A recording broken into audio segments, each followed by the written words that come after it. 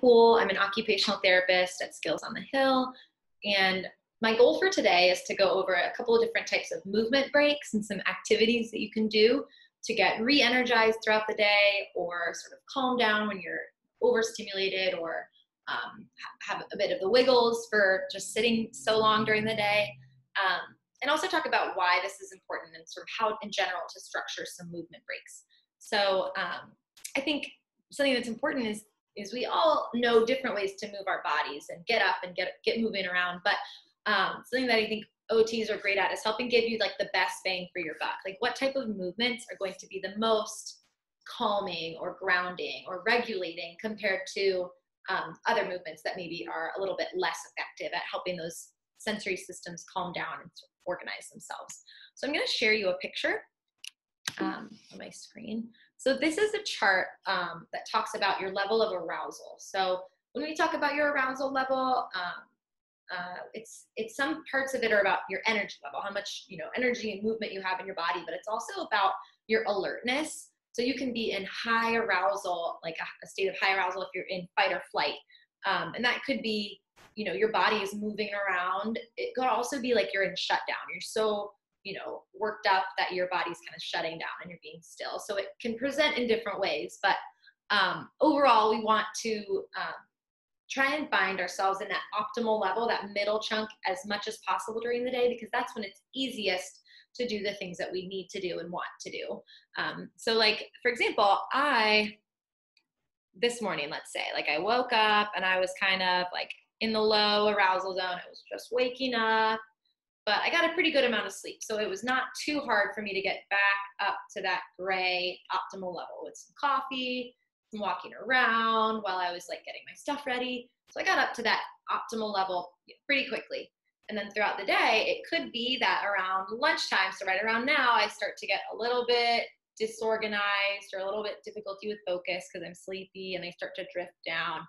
And then I may find that I feel better if I take a walk, or if I have a drink of cold water, find some way to help my body feel energized again. And we go up and down throughout, these different phases all day. And then by the end of the day, hopefully we're able to calm down in order to go to sleep. So some people kind of start in that low zone, get up to that optimal level, and are able to just stay there. And some people might find themselves kind of floating up into that high arousal state quickly. They're pretty quickly over here. They're just maybe inattentive or anxious, or they're a bit wiggly, difficult to stay still. And they need these movement breaks, this heavy muscle work, really engaging their body to help them feel organized and focused. And so then once the demands get high again, like school or sitting for meals, they start to drift up, and they need some more input to get back down into that optimal level.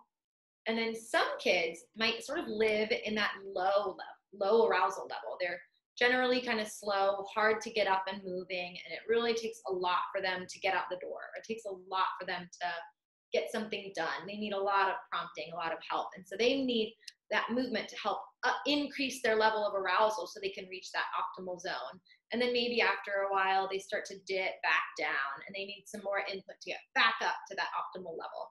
So everyone sort of has a different spot they fall on this chart. But what's great about the movement breaks is what they really do is help you get focused and organized. So they can work for both directions to help get our bodies sort of more grounded and calm and ready to re-engage in something like work or school or play that we need to do. 2 beanbag chairs.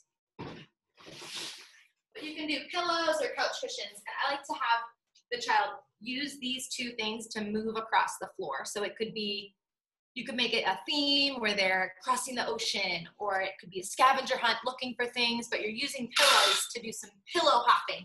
So they're gonna stand on one and then pick up the other one and move it down in front, and then switch. So we already are working some of our heavy muscles by staying balanced, and our heavy muscles to pick them up and move them. And you'll notice that in doing that, I'm activating my vestibular system, because I'm bending down to pick it up, and I'm moving it. And I'm bending down to pick it up, and I'm moving it. So this could be heavy if you're using couch cushions, or it could be lighter and easier if you're using pillows, depending on how much heavy work your child really needs to stay grounded and organized. So I'll do this to crawl around the room using my islands or my pillows. You can also have them throw it and then jump to make it a little harder, and then they really have to bend and reach, and then throw it and jump over. And that way they're really working their legs, they're having to get their head out of that upright position, and they're balancing, they're moving a lot of different parts of their body. Sometimes I'll do it where I say, find something blue in the room, but use your islands to get there, or pillow hop to find me something that has the letter T on it to add in a little bit of like a scavenger hunt theme. So another thing I like to do with pillows is building a fort. Just like using pillows and cushions to build a fort can be a really great way to add some creativity. So having them pull off the couch cushions and the pillows themselves to really get that heavy muscle work in, and then setting up a fort. And I think for this one, the key is that it's not necessarily about the product, but the process. Like it doesn't matter if the fort is big or tall or long or even looks like a fort, that can kind of come next. But first, it's really that muscle work of like pulling the couch cushions off and like moving around the pillows and being able to find something to put over top. And then inevitably when you have some type of fort, there's going to be crawling or getting underneath something to pull a blanket over. So that's going to activate those sensory receptors in your ear as well, that vestibular system.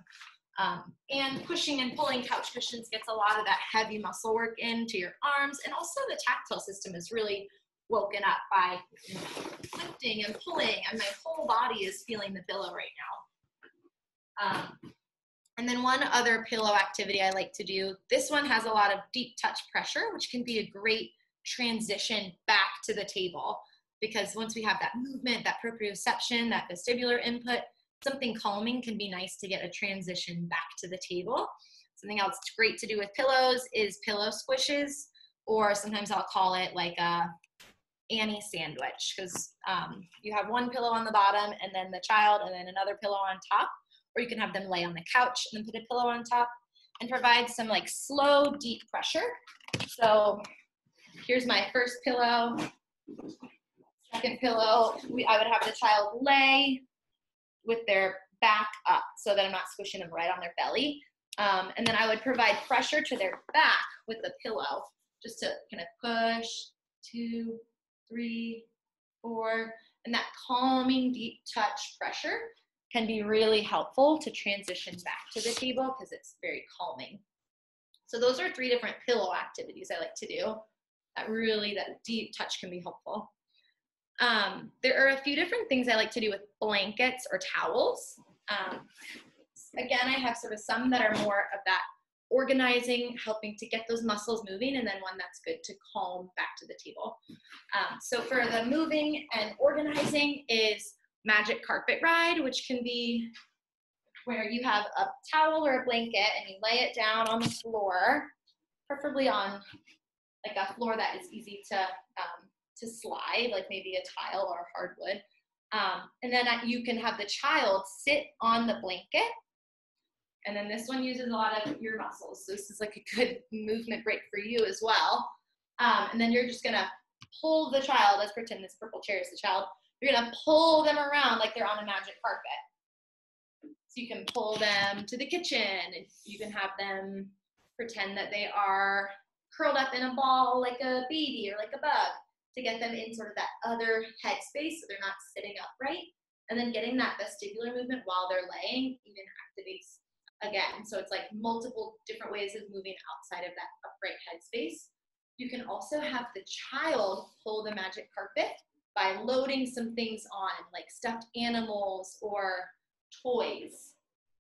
So you can have, you know, your child go around and collect 5 things they want to take on a magic carpet ride. Maybe it's some stuffed animals or some figurines or little ponies or Lego people, and then they can pull them around on the magic carpet. So you can walk backwards and pull, you can grab from behind and pull, but usually that entails, especially if it's kind of heavy, that muscle work and also leaning down to get out of that upright head position. So that kind of can be both ways depending on how much your child wants to be actively participating or maybe passively participating, how much time and strength and energy you want to commit to it, if you want to pull them around or if you need to be taking a break doing something else as well.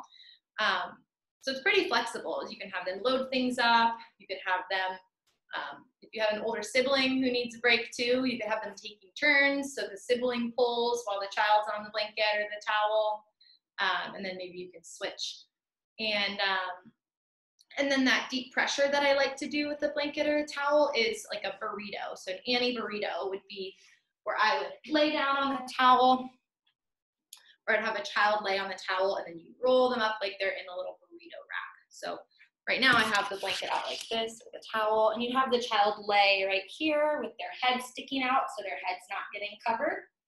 And then you could roll them up so they're rolled in. They look like they're a little burrito with their head sticking out, and they have a nice tight wrap all around their body for that deep touch pressure that can be calming to help them transition back to the table. Some kids even like to be like a burrito sandwich. So I'll then squish the burrito with the pillow, give them that whole body tactile input, sort of help them sort of refocus and really feel all of their body before coming back to the table. I have another one that's kind of similar to this with the pushing and pulling, but can be a little bit more independent, which is using something like a laundry basket. I didn't have a laundry basket, so I have this big tub. So what you can do is you can have, it's kind of like the magic carpet ride, but you don't have to worry about things falling off the carpet. You can just pull and push things in this. You can pretend that you're loading up your dump truck, or you are filling up a whole swimming pool of creatures. You can pretend that it's a swimming pool and fill creatures inside, and then take them on a ride around the room by pushing. And if you are holding onto something low to the ground, you're getting your head out of that upright position. So for me, even just to push it around the table, look at how much movement I'm getting.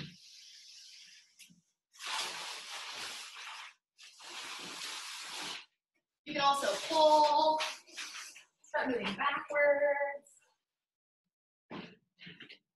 And then this is one that can be good for older kids too. If they aren't as motivated by the pretend games, it can be like a basketball shooting game, or take balls of socks and throw them in.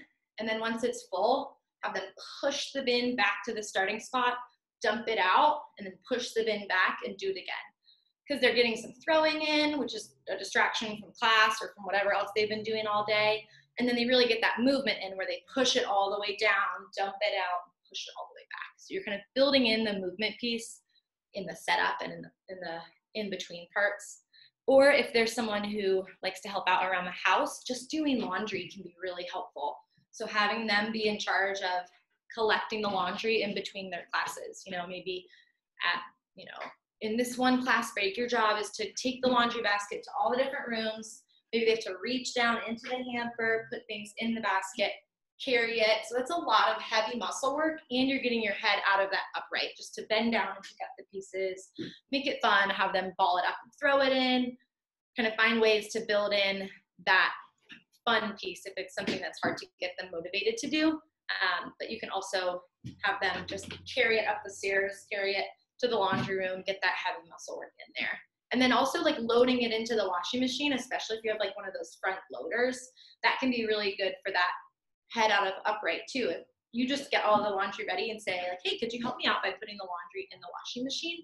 They're having to bend down and push things in and pull things and get some of that movement in a more functional, maybe appropriate for an older kid activity. Okay, next I wanted to show you something that's great for kids who are hesitant to do like highly active games. Maybe they just aren't super into sports, or like if they know that it's going to be difficult, sometimes kids will avoid things if it sounds like it's a lot of work or really tricky. I have some kiddos I work with who just aren't big movers, and so something that you can build some work into is coloring, but on the bottom of a table. So I'm going to show you this. I have, this is the bottom of my table, and I have some tape. And then here is a piece of paper. So I'm going to tape this to the bottom of the table. And then lay underneath and color up above my head. So by doing that, you're getting heavy work to your arms by just having to color and sustain that arm position above your head, but you're also getting that vestibular sense activated just by laying out of that upright position and crawling under the table to get there. And then my extra tip is to put your markers or something inside a cup so that they can't see, they're not like all laying on their belly or in their hands, because then they have to rotate their head, maybe sit up to look inside the cup and then back down. So they're getting some more of that head movement. So here's what that would look like. So I'm getting under the table. And here, I'm gonna move my screen so you can see. So I'm here under the table and I can have like one marker over here on this side, like maybe some markers on this side. So I'm coloring for a while. I'm gonna draw a head and a body and arms. And when I wanna switch colors, I have to rotate my head side to side to see what color I want. So I'm getting that head movement and I'm getting some heavy muscle work to my arms by just having to lift them up against gravity and hold that position. So I'm adding some legs. You can also do that with stickers. That can be a fun way to do it, especially if you have a bunch of sticker pages and they have to look all around to find the stickers that they want. Reach and grab them, even if they're outside from the table, they're having to reach, which is muscle work as well. And that can be a fun one that's if for kids who are motivated by coloring sheets or by drawing, which is different from the other ones. This is another game, kind of opposite. It's more of an active game, but this is a good one for kids who are more of like goal-directed activities are what help them get going. So I know something like the island hopping, the pillow hopping, or pillow squishes. Sometimes kids aren't as engaged by them because there's not a goal or something they're trying to achieve. But upside down bowling is a really fun one that gets a lot of movement and a lot of, it's very goal directed. So I have these bowling pins set up here, and bowling pins are something you can always like buy, but I use cups and water bottles a lot. So here's just a regular cup. You can set up a bunch, you can set up a few, and this is something that you can make it easier and harder depending on how far away you stand, how big the ball is, how big the pins are. If you want it to be really tricky, you can stack up your cups like that. So it totally depends on the age of your kids and how much challenge you want to add in. And then the big part is that you're going to bowl upside down instead of the regular way. So the regular way to bowl would be like this. But I'm going to turn my body and hold it in two hands, and I bend over and I look at the pins, and then I bowl. So by doing that, you're really getting your head out of that upright position to really target that vestibular system. And it's also work to your core and your back muscles just to hold that position and then get back up. It's almost like doing exercises at the gym, like a deadlift, honestly. And then you do bowl, and then you can have them, if you want to add in even more heavy work, you can have them crawl or bear crawl back to go set it up, and then try again. And sometimes I'll have kids experiment with different balls to see what kind of ball works easiest. A heavy ball, a light ball, a big ball, a small ball. Or I'll turn it into a level 2 challenge where they're on a blanket or a pillow or a towel to add a balancing component for kids who might find the first part a little bit too easy. So now I'm standing on a pillow, having to balance myself. Okay, I'm gonna look at the pins. I missed this time, I didn't hit any. So then I'm gonna bear crawl over. Try again. Woo! So that's upside down bowling. And then, so that bear crawl, animal walks are like one of the best ways to really get in a lot of movement because your head is outside of that upright position and you're weight bearing on your arms, which is not something you're usually doing when you're sitting at the table. And it really gets heavy muscle work to your upper body that might be sort of seeking movement when you're fidgeting and wiggling, and it strengthens those core muscles, and it really challenges that vestibular system, your sense of balance. But I know some kids aren't really motivated to do animal walks, especially like if there's no goal, like I was saying. So something I'll do sometimes is set up like a really easy like bear hunt. So maybe while they're in their class, you put 5 buttons around the room or 5 figurines around the room. And when their class ends, you could say, okay, now we're going to go on a bear hunt to find the hidden figurines. We're going to crawl like bears all across the room to see if we can find them. And that's something that you can set up really fast by just hiding 5 things. And then they might be more motivated to do bear crawls that way compared to if you just said like, okay, let's crawl like a bear so we can get our bodies moving. They may not be as motivated by that. Another one is doing activities under the table. So even if they're just more motivated to do coloring or Legos in their free time, is having them do it under the table so that they're automatically on their bellies. They have to crawl under the table to get there. So they're getting in a little bit of that heavy work and that vestibular input while you're on your way there. And then I wanted to give a few suggestions I know older kids can sometimes be hard to get moving, and they might want to take a break by just playing a game on their phone or by laying on the couch and watching TV. But something that can be helpful for older kids is having a scooter board, or if they have a skateboard, so that they can be like laying on their belly and like pedal around. Or there's cool ways to push off the wall from a scooter board or from like laying on a skateboard to get that heavy work by pushing off and by like propelling yourself on the floor. And then that movement input from laying down and getting that vestibular movement through space. You could do like human bowling, where you're on a scooter board and you push off the wall to knock down cups or knock down something else like a stuffed animal that's sitting up, or paper towel rolls that are sitting up. So that's something that older kids might be a little more motivated to do. And then I also wanted to talk about trampolines. I know a lot of kids are often like seeking at trampoline input. They're jumping all the time. And that's something that can be really great and helpful for kids who really need that movement, that heavy work to their legs and that vestibular input, that rhythmical movement. And if you don't have a trampoline, couch cushions can often be fun to do as well. And it's really heavy work jumping up and down on a couch cushion a lot of times. But I've also noticed that sometimes kids get like disorganized from the trampoline. They'll just jump and jump and jump, and it seems to make them have more energy and be difficult to calm down. So what I like to do in those situations is give them the opportunity to get that movement out and get their muscles moving, get their head, traveling through space in different ways so they get vestibular input, and then ending with one of those deep touch activities. Oh my God. Ending with something like the pillow squishes, or ending with the keto roll, something to help get that deep pressure to the body so that it's easier to transition back to the table at the end. Does that make sense? I think those are all of my initial movement break ideas I had to share. And you can always check out more at our website and our social media. We have a bunch of cool videos and pictures and things like that, sometimes showing different activities and different ways to get